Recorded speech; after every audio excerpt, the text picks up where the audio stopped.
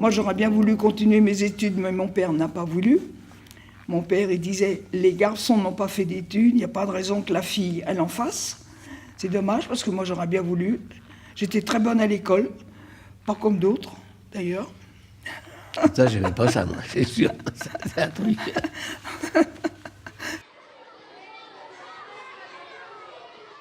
Ah ben déjà, à l'école Jules Ferry, pendant la guerre, je ne sais pas si vous le savez, mais on était à côté de la ligne de chemin de fer. Enfin, il y est toujours, d'ailleurs. Et quand il y avait une alerte, on devait aller dans des abris qui sont juste à côté de la ligne de chemin de fer.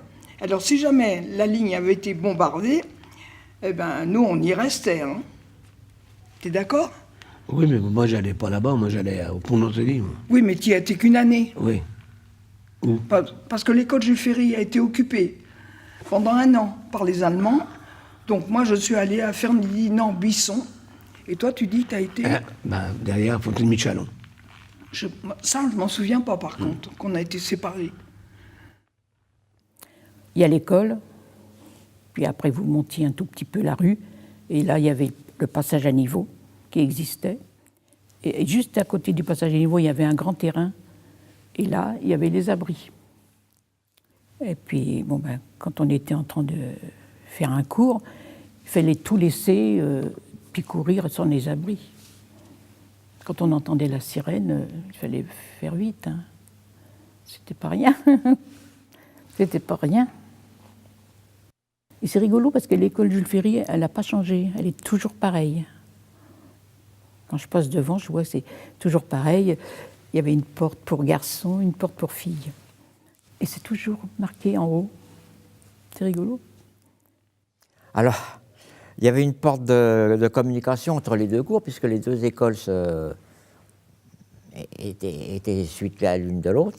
Et il y avait au milieu les deux cours, en cas d'incendie ou n'importe, il y avait une porte où les deux cours se rejoignaient, si vous voulez, mais elles étaient fermées, les portes.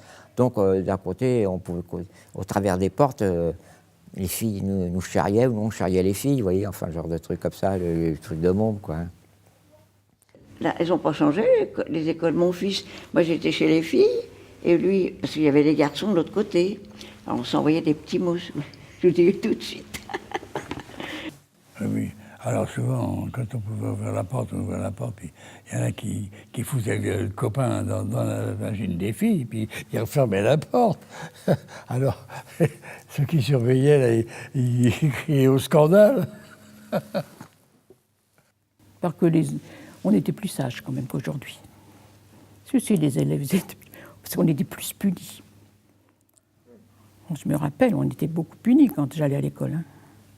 Si on faisait seulement qu'une petite bêtise, allez hop, on était retenus et tout. Ils étaient sévères à cette époque. Hein.